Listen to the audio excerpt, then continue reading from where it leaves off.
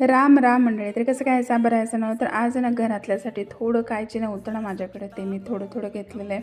ते तुमच्यासोबत मी शेअर करते. जसं की ही स्टीलची बाटली आहे, छोटीशीच बाटली, तर मी ती स्वरासाठी घेतली आहे.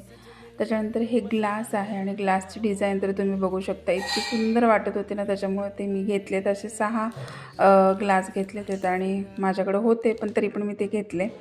त्याच्यानंतर हे जे आहेत ना, ह्या बाउल्स आहेत, जसं की स्टीलचे पोहे वगैरे खाण्यासाठी किंवा मिसळ खाण्यासाठी.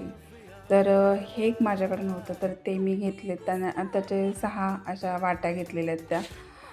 त्याच्यानंतर आप्पे पात्र माझ्याकडे नव्हतं, तर ते पण एक घेतले. तर अशा पद्धतीचं आहे, छान आहे, डिझाईन छान आहे आणि नॉनस्टिकी आहे.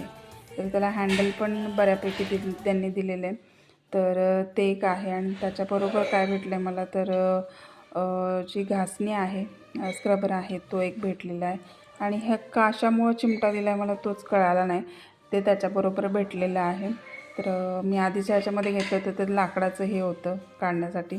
आणि हे एक लीड आहे, म्हणजे त्याच्यावरती झाकण्यासाठी. काचेचे आहे, कशाचे आहे माहीत नाही, पण तशा पद्धतीनं दिलेलं आहे. त्याच्यानंतर मला डोसा पॅन नव्हता माझ्याकडे, तर डोसा पॅन मी असा घेतलेला आहे.